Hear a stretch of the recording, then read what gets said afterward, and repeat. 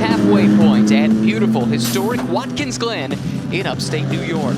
Many of the top GT3 teams and drivers in North America are here, and they are about to go qualifying for rounds 7 and 8 of the championship.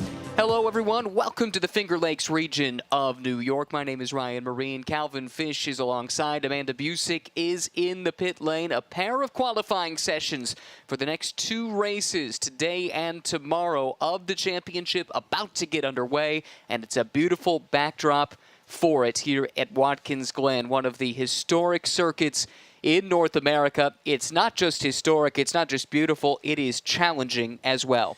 It really is. It's a treat to be back up here, Ryan. Beautiful morning out there, mid-70s right now, and that is going to scream up temperature-wise by this afternoon when we see the green flag by about 20 degrees. We're anticipating ambience around 96 degrees today. You look at the track there, just shy of 3.4 miles in length. It's challenging with the massive grip that you have here. Means huge commitment through some of these corners. It's a wild ride. It's a roller coaster. Lots of elevation change. It's going to be big fun today. And it's been tight going through 2 practices so far. Practice 2 yesterday saw the top 3 on the time chart separated by 13 thousandths of a second. That is how strong the front of this field is. It's really tight, and you know, even though it's a high-speed track, there are overtaking opportunities, as we've seen before this year, Ryan. Qualifying in that track position is vital to success here come race time. No question about it. It's a great variety of different brands of GT3 cars. You've got Mercedes, you've got Acura, you've got Porsche, BMW, Ferrari, Lamborghini, all in the mix. Aston Martin as well.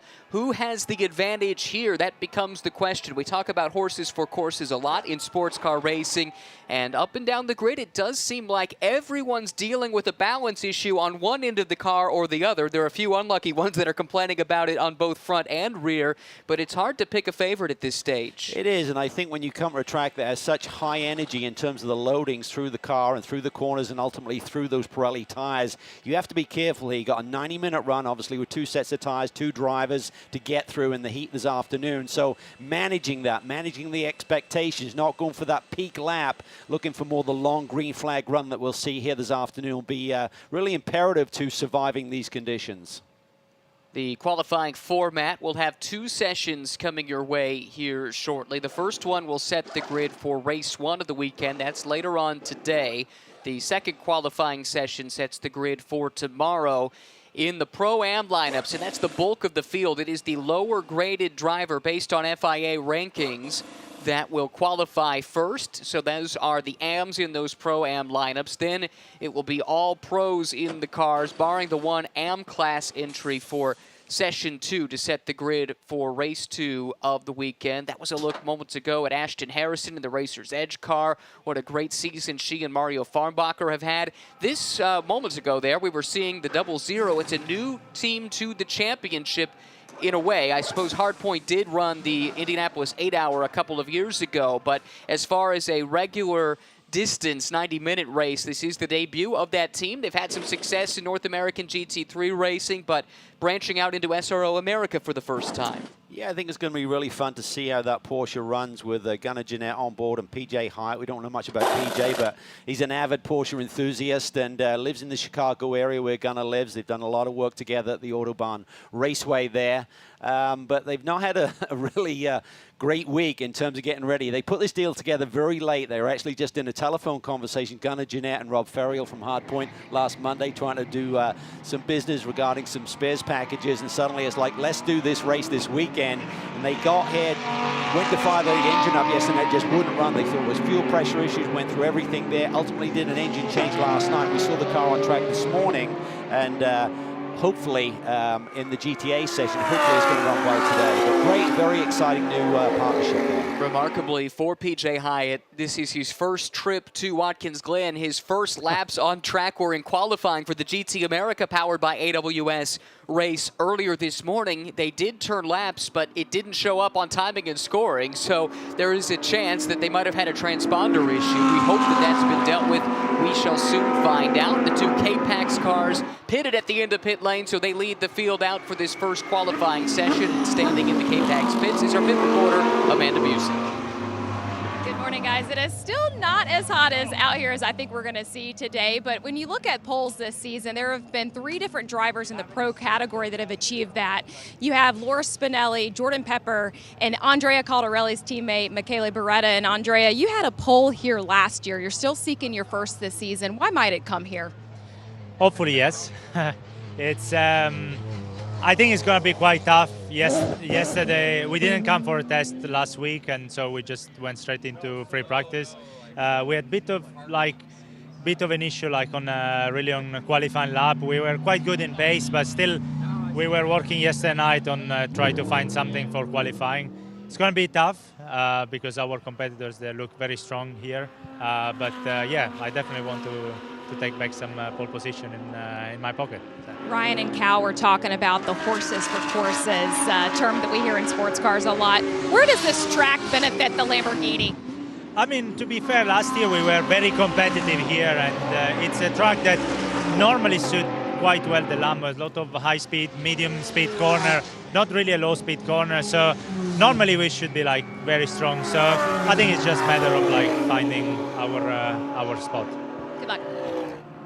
Andrea Caldarelli, who has been in the news in the last week. Lamborghini has nominated him along with Mirko Bortolotti as the first 2 named drivers for their LMDH prototype program that's set to get started in a couple of years. I know Andrea is very excited about that, but certainly an ace behind the wheel of a GT3 car too. He certainly is, and it's great to see Lamborghini reward that success that Caldarelli has had, and certainly his loyalty to the brand as well. So it'll be exciting to see those 2 megastars behind the wheel of a prototype, and I'm sure everyone has been knocking on their door, and for them to make that early announcement about their first 2 drivers, there's others to come as well, of course, going to be and in the World Endurance Championship come 2024. Really exciting stuff, but K-Pax Racing and Lamborghini, they have been the dominant team in this championship. If you look at the regular 90-minute races, this is where their streak of consecutive wins began 1 year ago here at Watkins Glen. They closed out the season, sweeping all the remaining 90-minute races, the Indianapolis 8-hour being the exception where K-Pax did not run for North American points. They instead were an IGTC entrant there, but then they've been dominant to start this season once again, and that's with a little bit of turmoil, the switching in the driver lineups after the first round in Sonoma due to a change in series rules. Yeah, it was. So we saw last year's champion Pepper and Caldarelli suddenly split between this #1 machine and the green #3 that is following Beretta around the track right now, and Misha Goldberg on board. So certainly it's a little bit of cat amongst the pigeons there in terms of the chemistry and the dynamic, but it hasn't come easy this year, and I'd have to say that Caldarelli is a man who looking for a pole position here today. They don't have the outright pace at times, but they get it through consistency. I think Beretta is the stronger of the silver drivers in the pro lineup, so that certainly helped their cause. But they're leading the championship. Caldarelli's undefeated this year, so he continues to roll. And you can see the cars getting up to speed very quickly, Ryan, and that's because we have these tire warmers available to the teams. Everyone utilizes those. There's a lot of scurrying around at the last moment right before we got to the window for qualifying here today, and that allows these drivers to immediately go on the attack here in these early laps. And we're on board with Stephen AGHAKANI. Calvin, talk us through what he's dealing with at this portion of the track. Well, he's dealing with a strep throat for one thing. He's not been feeling 100%. I saw him as we left the hotel this morning, so I'm feeling better today, but it's going to be a bit of a struggle here, particularly when you get the conditions, but he's hopeful the adrenaline will kick in. But as you come into this part of the circuit, we call this the boot. Coming down into turn 8, downhill, heavy braking there. Track limits are always a concern here at Watkins Glen with the runoff area there. You're allowed to cross over those curbs in turns 1, 8, and 10. You've got to keep at least one tire touching the curb at a certain point. This is turn 9, uphill, braking into there, and then you really fire it through this corner very quick, particularly on light fuel loads we're seeing in qualifying and brand new Pirelli tires. Little breathe, and then back on the power, trying to really play chicken with that outside wall as you get onto this front straightaway.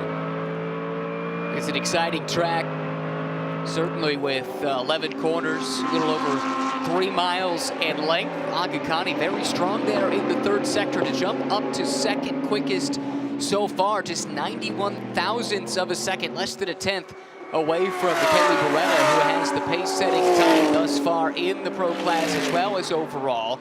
Beretta P1, AGHAKHANI P2, Goikberg P3. As we look in here at George KURTZ, currently second quickest in Pro-Am. He was very fast this morning in GT America, the single-car 40-minute sprint race series. Qualifying for that race earlier this morning, he had this, or a sister car on pole. Yep. Chandler Hull, I think. Yep.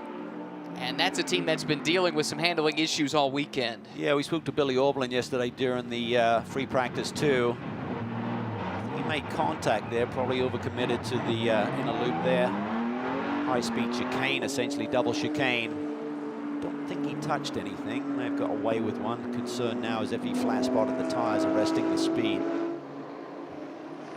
Currently the fastest in the Pro-Am ranks. Early on in this qualifying session, wisely moves out of the way to allow the real-time racing Acura through with Aaron Vogel. She and Michael Cooper still struggling a little bit for pace, it appears, this weekend. That was the case at VIR. They got a 5th place in race 1, which they told us felt like a win after their struggles. And I know they've done some testing since then, but still, you look at the time charts at least through 2 practices, and they're not quite where you would expect a team and driver lineup of this caliber to be. Yeah, I think it's been a bit of a head scratcher for us and certainly for them in terms of finding the pace in the Acura. Had so much success a couple of years ago with Dane Cameron and a couple of teammates he had that year with Brett Curtis and Mike Hedlund. And we expected similar success for this driver pairing because they did very well last year in their transition up from GT4 for Aaron Vogel to the Mercedes with DXDT, making the switch to real time. That Michael Cooper knows that team very well. But just struggling to get the balance. They get balance and they get a good race car, but the qualifying pace, that single lap pace, talking to Nathan Bonneau, the team manager yesterday, that they're still struggling to find. So at VIR, they had that big crash with Michael losing the brakes there at the end of the straightaway. Had to do a hefty repair on it and did a shakedown/test at Road America a week or 2 ago, and felt they were back on track a little bit. Felt the car was reasonably quick. There's some other teams testing on the same day, and they are right in the ballpark. So coming in here, they're hoping for slightly better things, but so far it hasn't shown up on the timesheets. Yeah, 7th in points coming into this event, and 82 behind the class leaders in a very competitive Pro-Am field. This has been the quick man of the session so far. Stephen AGHAKHANI, the youngster, just went to P1, had briefly a purple first sector, but he has been supplanted, it looks like, by Michael DINAN in the Turner BMW, but still on a personal best lap right now and already provisionally on pole. Yeah, and that first sector is up through the S's, and that breaks off just before you hit the bus stop chicane there at the inner loop. So it's about straightaway speed and low drag, and Michael Dine a little bit quicker through there, but this is another nice lap. I'm not sure that traffic really hurts Stephen here. Can he improve on what he currently has in the fastest time? Best time so far, a 45.395. AGHAKHANI out to the wall on driver's left, down the straightaway to the timing line, and it goes to a 45.387, so moderately quicker, but just barely. Yeah, 0.07 of a second quicker now. Now we're looking at DINAN. This is the Turner Motorsports Liquid Moly number 96. Russell Ward, Windward Racing back in the championship. He goes to P1. Mercedes 1-2 at the top of the charts. Yeah, the Merc has been very strong here in other championships as well. So see what DINAN can do. Didn't put together a brilliant middle sector. Let's see how he finishes off the lap and can improve. Well, talking to a couple of the BMW teams, that middle sector is where they've been struggling to get the car to turn. And yeah, great start to the lap for DINAN, but it does not end the way that he would want, so still slots in 7th overall. 5th and last, though, in the pro ranks. Yeah, about 10th off his personal best there on that lap, so if he can clean up a little, he's still got 5 minutes to work with, but if you've got an imbalance in the car, Ryan, that they're struggling with, that typically starts to wear on that as you get deeper into this run. Even though the fuel load is burning off, you're getting a lighter race car, it's all about the tire deck, even in a qualifying session. Michele Beretta, keeping an eye on him in the K-Pax Racing Lamborghini. Good first sector, a personal best, and overall best. Second sector, this is trending to be right there with Ward and AGHAKHANI. Yeah, this is a good one. See traffic up ahead, but if they keep on it, he should keep it clean here. Shouldn't be affected by his teammate now. Goikberg, I think it is, right in front of him. Nice and wide there through turn 9. This is really where you have to commit. Beautiful sector of the racetrack right here. Great rhythm through turn 10. Transitioning back over, little breathe, and committing to the power right now, right up against that wall. Kelly Beretta, the young Italian, to the line, and he jumps to the top of the charts, and by a healthy margin, 0.3 of a second, nearly 4. Ward just came by and put in a good lap. He got close within 0.2 of Beretta's time, but he stays second. AGHAKHANI now drops to third. George KURTZ, 4th overall, and provisional pole in Pro-Am as we take a look at the lone AM class car this weekend in Onofrio Triarsi. The Triarsi Competizione car, and Jeff Burton has found the barriers. So that's turn 9, where the long track joins the short circuit there. Let's take a look at what happened, Calvin. Gets in a little bit deep and has a moment. That was very bizarre. As he started to turn in there, couldn't get the car turned in. It's almost like he got his foot on the brake and the gas at the same time and just struggled to get it low down and get back online. So a little wiggle there as he, after it turned in, and we've met the minimum green flag time here, so this may be it for this session as Ashton Harrison jumps out, having put her car 4th in the Pro-Am class for the Racer's Edge team. Win and a couple of second place finishes for her and Mario. Great season.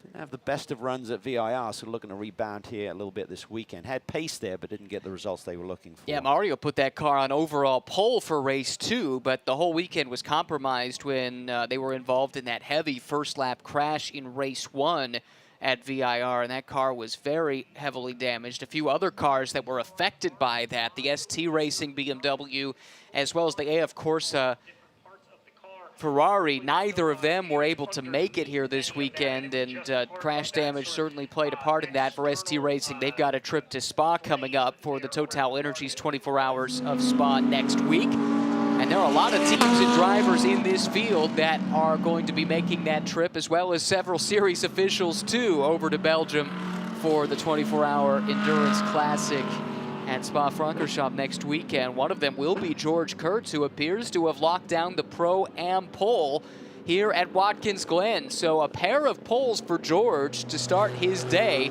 Not a bad start to a Saturday, Calvin, with the pole here as well as in GT America. Yeah, and we talked about it in recent rounds. George is really starting to, find his feet again. He's got that strut back. We saw it a few years ago. When he gets confident in a race car, it really takes him to a whole new level. And I think with the switch to Riley Motorsports, he and Colin Brown are really starting to like what they're feeling with this race car once again, and it's shown in the results. A couple of wins this year. They now lead the Pro-Am standings, and he also leads in GT America as well. So a really solid run there. Only 0.6 off AGHAKHANI, who was 3rd overall and in a similar Mercedes AMG platform.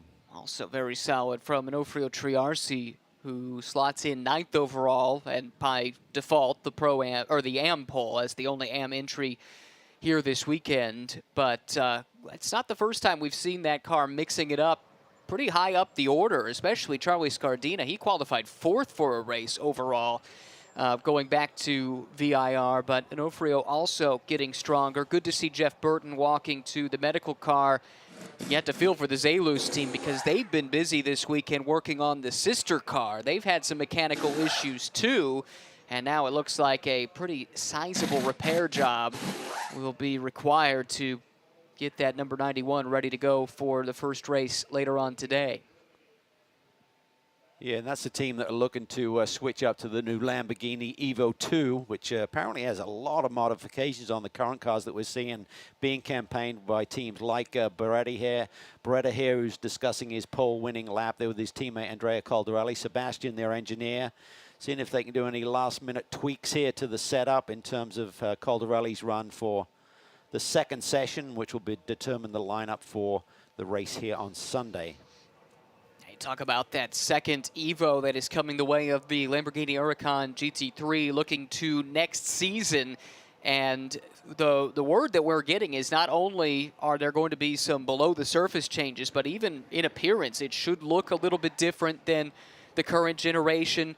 And the word from the Squadra Corsa side of things that runs the motorsports for Lamborghini, their goal is to link technology and products in their portfolio.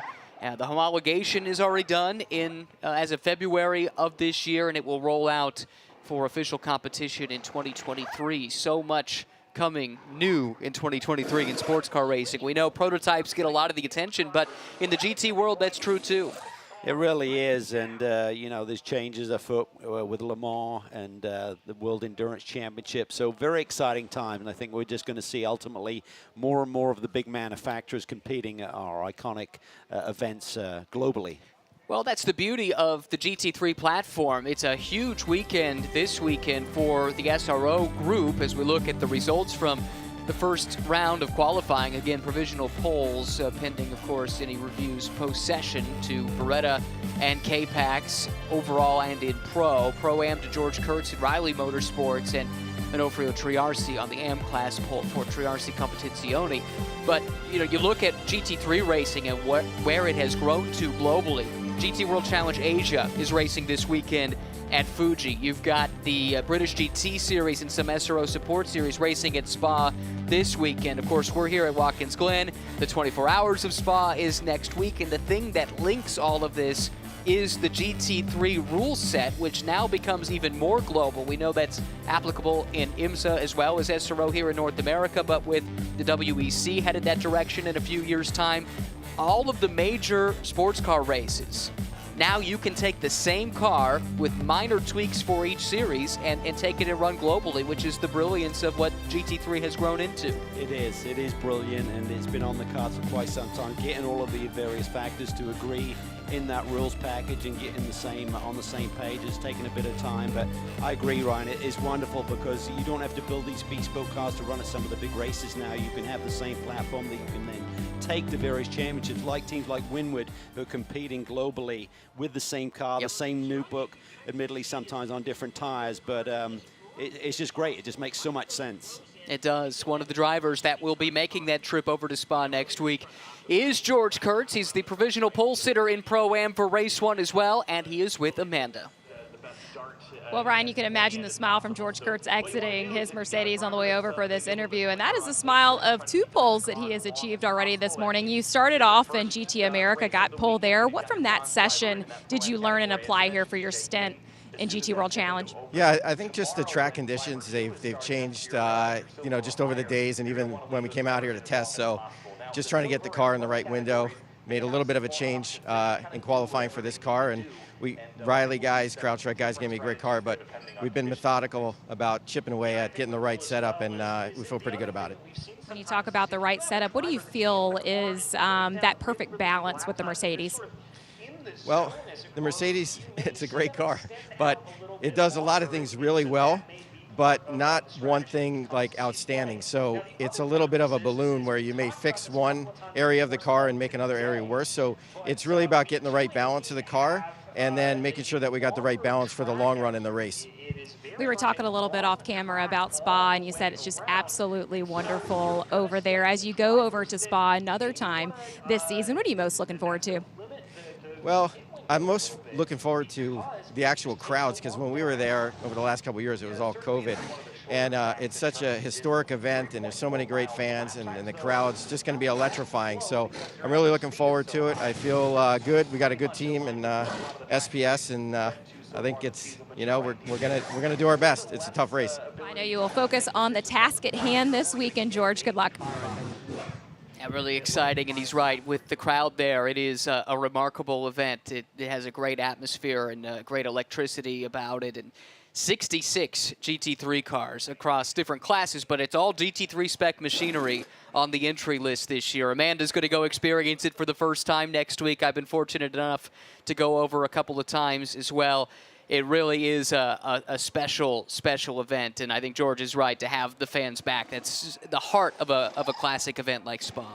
Well, it's the ultimate showcase. You talk about GT3 Formula and how it works globally now. That really just showcases all of the best teams coming together there. We're looking at some of the highlights of the qualifying. Stephen AGHAKHANI had that pole position briefly. We're looking at Aaron Vogel now.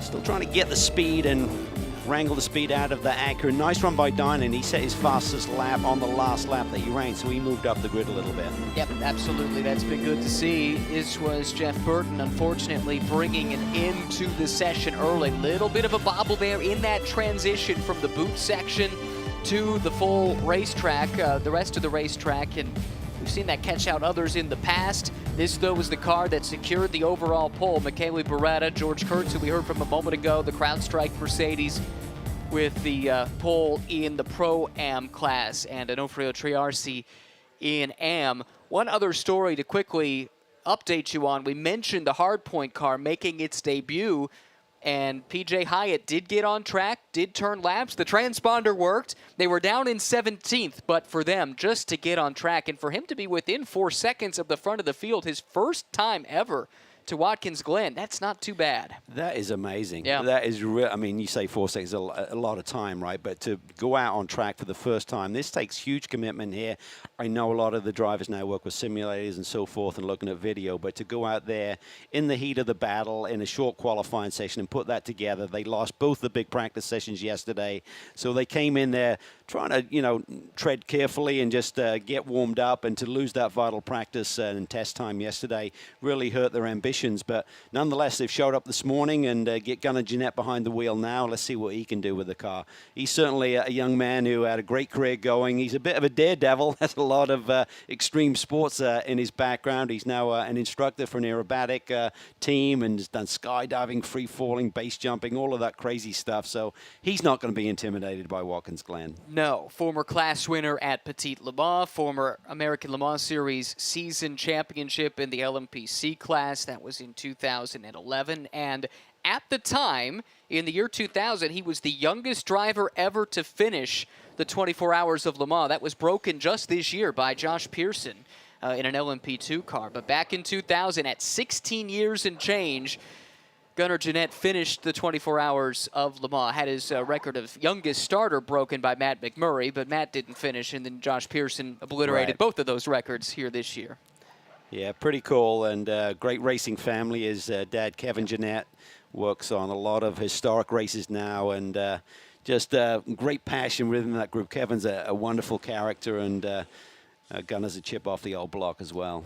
This will be a car to watch. Jan Halen has been quick throughout the weekend of practice. Right, Motorsports always strong as well. Charlie Luck, the co-driver, was out just a little while ago, but Jan, someone who is always standing on it when he's behind the wheel.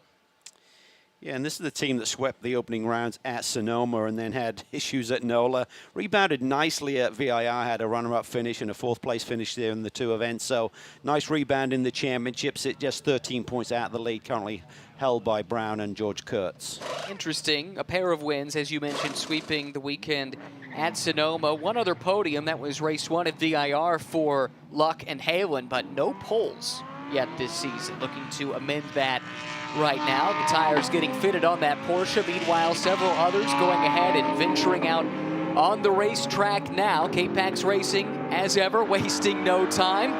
They're back out on the course. Coming through the S's now for the first time. The cleanup complete, and the second of 2 qualifying sessions now underway. And again, as we mentioned, with the tire warmers in play, certainly allows these drivers to get on it pretty quickly. A lot of strategy involved, and if you're going to go for a slightly longer run and start your pressures a little bit lower to begin with and let them come in as the fuel burns off and the car gets a little bit lighter, or do you set it up to go on attack mode immediately and try and hit the peak lap maybe on lap 3 or 4? He's on board with Bill Oberlin, BMW ace, currently 4th in points, along with his co-driver Chandler Hull. In the Pro-Am class, they have, let's see, 4 podiums so far this year, but no wins in class, and they're hoping to do something about it. But I'll tell you, our chat with Bill yesterday, he was not overly optimistic. Yeah, he was frustrated. He really feels like with the balance of performance with the BMW, they seem to be a bit on the back foot, but also talking to him and digging a bit deeper, they're not happy with the balance of the race car at the same time. So if they get that sorted out, I'm sure they'll be a lot sharper and closer to the front of the field. But he said, you know, he's used to being the guy who makes it happen. And he said, now I'm having to lean on Chandler in terms of his delta compared to the other AM drivers in this Pro-Am lineup. That's where they're getting the success from. Bill's doing the best he can, but he said, I can't really compete at the front right now with how this car is performing. But Chandler's very quick in comparison to the other AM drivers. That's how they're getting those podium results. It's kind of what you want to see anyway in a Pro-Am class, the gentleman driver being the one that makes the difference in the way that the race format works. They have to do a lot of heavy lifting to make this work, qualifying for one of the races and the drive time rules being what they are. It's not like the old days where some drivers might get credited for race wins, but they only did 5 or 10 minutes behind the wheel. That's really not possible with the rules the way they are these days. Caldarelli there overcommitted and gets a little bit wide, so he'll probably throw this lap away and just cool things back down again. Car wasn't giving him what he was looking for. We saw he and his engineer Sebastian and teammate MICHELE BERETTA discussing maybe a quick change, and maybe they did something and he's not feeling. But here comes his teammate Jordan Pepper on a good lap there, tries to pop a little bit of a draft. Caldarelli stays put, doesn't get in his way.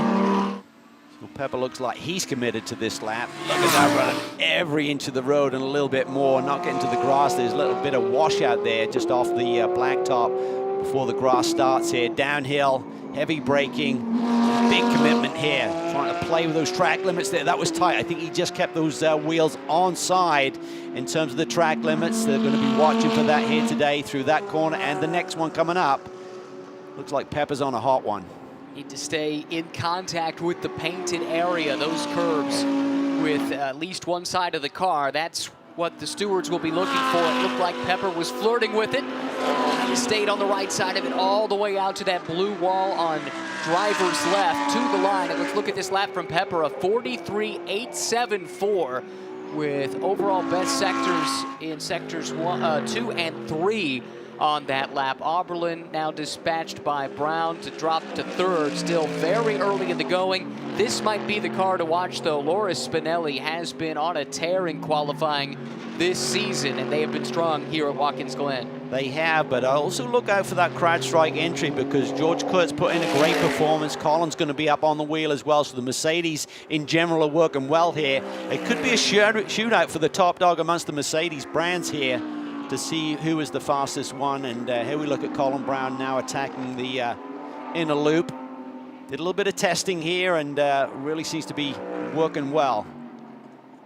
Like we said, don't sleep on the Wright Motorsports Porsche either. That car, Jan Halen, he was second quickest in both practice sessions overall so far this weekend. And in that second practice, he was only behind the Spinelli car by 0.003 of a second. So basically on equal footing. There are several cars you can pick from and say, yep, they've got a really good chance to win the pole here today. Yeah, Colin Braun is fastest up through the straightaway, 260 kilometers an hour. That is absolutely flying up that back straight there. Bit off in sector 2, didn't even match his personal best. It didn't look like the cleanest of middle sectors for Colin there.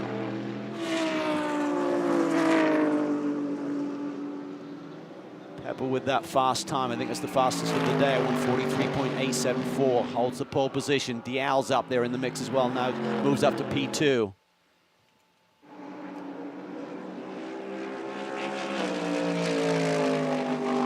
Check this lap for Brown. What a great third sector. Unfortunately, the middle sector wasn't good enough, so that does hurt him. He does jump to third, however. Spinelli, Pepper, Brown, Dial, Farnbacher now the top 5 as the Acura starting to flex its muscles a little bit. Farnbacher third in class, 5th overall. Yeah, look at Spinelli's time, a 42.937. 0.6 clear of Pepper right now, who just improved on his best. So there's some work to be done by the competitors to chase this man right now, Spinelli. He's been absolutely flying this year, but yes, they haven't quite executed in the races to get that top spot.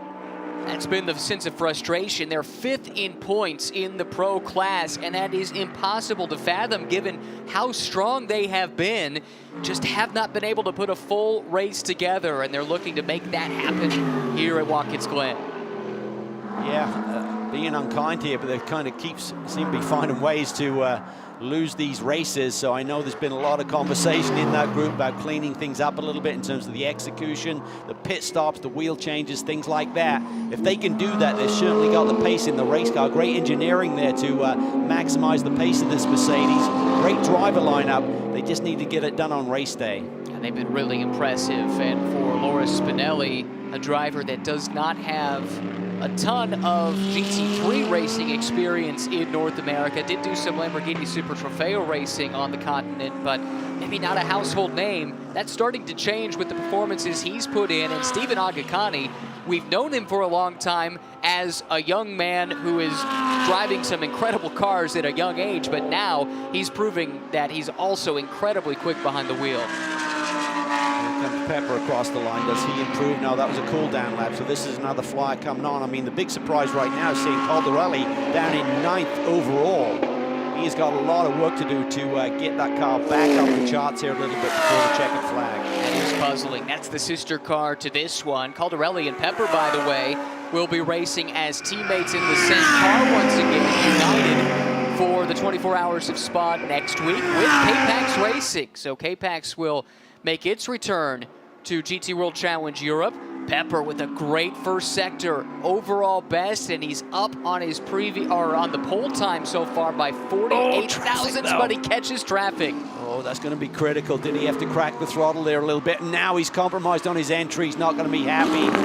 Not going to be happy. That was a big lap he was putting together there, so he's now regrouping a little bit. Yep, he's backed out of it, that's for sure. 6 minutes and 40 seconds to go. Spinelli in the pits, by the way. Here comes CALDARELLI. Let's look at his lap. Doesn't look like anything spectacular, so maybe he's just trying to figure things out. Maybe just trying to let some of that fuel burn off a little bit, and don't count him out. Wouldn't be surprised to see him suddenly get that car up in the top 4 or 5. Looks like he's just on a cool down lap here, trying to build up. Maybe made some subtle adjustments inside the cockpit. Like that might have been a little wide. Not that that matters a ton. This is not going to be a push lap anyway. It looks like he's about to start one with 6 minutes on the clock. Amazing when you think about his 10-race winning streak, discounting the Indianapolis 8-hour where they did not run for North American points. But in terms of 90-minute races, they have won 10 in a row, but no poles since Sebring last year. That was last September. Car did not look that comfortable there on the entry to turn 1, but he's turning in a little bit early, a little bit looser entry, a little bit of understeer right at apex possibly. See what he puts together here in the first sector. First sector ends right there. 28.5, that's 0.3 off the best in that sector that is held by his teammate Jordan Pepper. So that #1 car has not quite got the balance. They tested with the 3 car here last week, did not test with this machine. Just been struggling to really get to grips with it, as he alluded to in his interview with Amanda before qualifying started here this morning. Not what you expect from this team or this driver. Still, though, 5 minutes to work with. The troubling thing is, it looked like a fairly tidy section of track. Certainly not off by a huge margin. He's out of it now, though. Personal best in sector 2, so I think he's going to try and finish this lap off. I don't think it's going to be a flyer, but he may climb the charts a little bit. He's got to find a couple of tenths really to move up 2 possessions over Sellers and Farnbach, who currently sit 4th and 5th in Pro-Am. But again, it's a blended grid, so wherever you line up in terms of your overall speed is where you line up for the start for tomorrow for this qualifying session. Let's see if there's any improvement, and CALDARELLI does not. Wow. Still 9th overall, 4th in Pro. Let's give a call to Ryan Dial with Triarsi Competizione. He's got that car 4th overall and provisionally on the Pro-Am pole as it stands, and it's been a nice run of form out of this team, picking up their first win of the season along with his co-driver, fellow Orlando resident Justin Wetherill in race 1 of the VIR weekend. Again, Spinelli's pole lap still over half a second clear of Pepper, still sits in 2nd. Just amazing. He can just find that ultimate lap at that Mercedes. Sometimes they fade a little bit in the race in terms of the long green flag run, so they've got to watch that. And again, a lot of the teams just playing with the extremes in terms of the camber settings, pressure settings to survive this high energy racetrack here for the long run today. You're right, over 0.6 of a second between Spinelli and Pepper. That is a huge gulf in GT3 racing. You just don't see that, especially when you look at this pro class. Maybe there are not a ton of cars, but the driver depth is very strong. And you compare that to the next best Mercedes, it's nearly 7/10 quicker than Philip Ellis for Windward. So that lap from Spinelli was something special. Well, they just seem to have found the sweet spot with that chassis. Doesn't matter what circuit we visit, they've always got the pace. Spoke to Philip Ellis at length yesterday, great guy, and he said, yeah, we're just struggling for balance a little bit here this weekend. They were scratching their head a little bit, but sits third on the grid right now with a little bit of time left on the board, just over 2 minutes to run. See if Jan Halen can pull one out of the bag here and move this Wright Motorsport Porsche up the grid a little bit. Moments ago, Brian Sellers jumped to 7th. That's 4th in Pro-Am. I think he'll be pretty happy with that because they were not thrilled with that car when we spoke to them at the end of the day yesterday, especially relative to some of their teammates. Sellers coming off a big win away at Lime Rock Park last weekend in GT3 competition, so he's on a high personally, but he'll be somewhat happy with it, Ryan. But when you're over a second off the pole, that's not what a pro likes to see when he looks at the charts at the end of this session. All right, good lap brewing here from Jan Halen. This is one guy we thought might have a shot to go for it. Does he still have life in those Pirelli P0s? That was a good Sector 1. Really good Sector 1, really good. 28.2 is right with the best of the day so far. And again, that's all about the straightaway, climbing those S's and getting down towards that brake zone for the bus stop. Sector 2 is more of a telltale, I feel on the lap. This is Colin Braun. He's being shown as on an out lap. Yeah, and looking at Jan Halen's middle sector there, nearly 9/10 off of Spinelli, so that's where Spinelli's making up all the ground. You'd see briefly in the background a shot of Gunnar Jeanette, who was able to get within 2.6 seconds of the ultimate pace. He's still out on track, working that car through its paces for Hardpoint, which, if you're just joining us, is making its debut in the championship really today, because they basically did not get any running in, barring an out lap where they had a mechanical issue in the 2 practice sessions yesterday. And that is Gunnar Jeanette's lap, a 1:45.6. I mean, they did not run yesterday. Yeah. Did not run yesterday. To be within a second and a half of Jan Halen is just remarkable. That is great stuff by he and that Hardpoint team.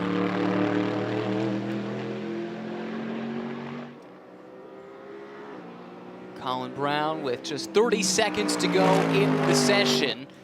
He's 5th fastest overall, would have that car on the outside of the front row in Pro-Am.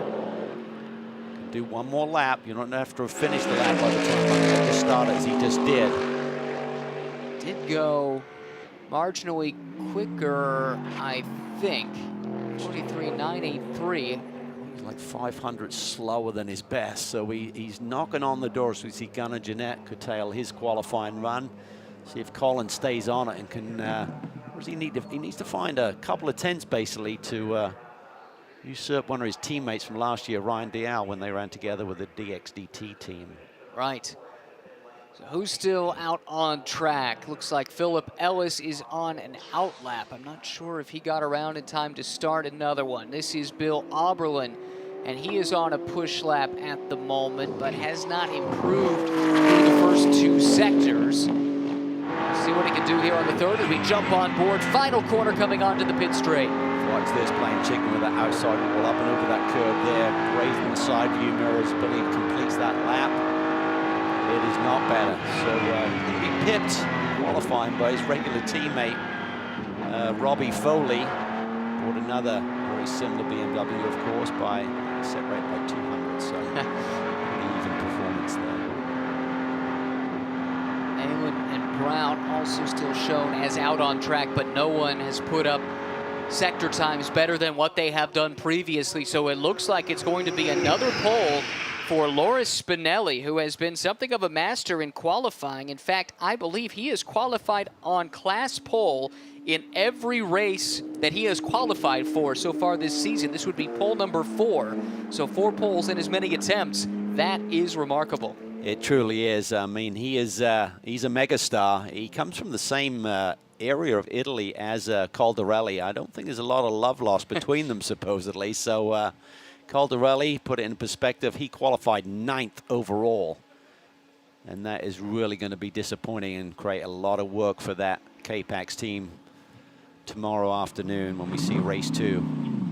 Yeah, that's the car that MICHELE BERETTA had such success with in the first round of qualifying. So yeah, K-Pax Racing with their hands full if they're going to keep the streak alive for the #1 car. These are the results for Q2. Spinelli and AGHAKHANI on pole again, and by over 0.6 of a second ahead of Jordan Pepper and Misha Goinkberg. Philip Ellis and Russell Ward in their return to the championship. First race since the season openers at Sonoma. Third quickest. Dial puts the Triarci car on the Pro-Am class pole ahead of Colin Brown and George KURTZ, the points leaders in Pro-Am. Halen and Luck third, Sellers-Smithson fourth in that class. Then you go down a little further to find Charlie Scardina, 12th overall on the AM class pole by default as the only AM class entry here this weekend. Down towards the bottom, tough day for the Jason Harward team and Zalus Motorsports. The crash for Jeff Burton in the sister car in Q1, and then struggling for pace in Q2 with Harward at the wheel, and Real Time still looking for answers all the way back in 14th. And again, Gunnar Jeanette at the bottom of the charts, but his pace in comparison to, let's put it in perspective, Jan Halen aboard a Porsche, only a 1.5 off. He's winning a couple of 0.3 of Michael Cooper there. So really, really solid day for that team, and they'll expect even greater things in race conditions here today, you would feel. It's a big 90 minutes for them to learn a bit about the car and about SRO America Racing ahead of race 2 tomorrow. Let's look at the highlights from the session. Little slide there from Colin Brown, but he was still able to extract top 5 speed from the car. Same can't be said for Andrea Caldarelli. That car just did not have the pace. Here's Gunnar Jeanette aboard the 0-0 hardpoint machine. Nice solid run there, just learning as they go. But this is the man, this is the other Mercedes, in fact, the Winwood Racing number 33 of Ellis. He qualifies P3. Jordan Pepper on a hot one there. He'll be on the outside of the front row for the start tomorrow. But here is the quick guy. Loris Spinelli, the Italian, 4th pole this season. What a tremendous job he has done. Now can US Racetronics convert that into that long-awaited first win? Well, we'll find out with race 1 coming up later on today and race 2 tomorrow. That's a wrap for the qualifying coverage for Amanda and Cal. Thanks for tuning in. We'll see you for race action from Watkins Glen later today.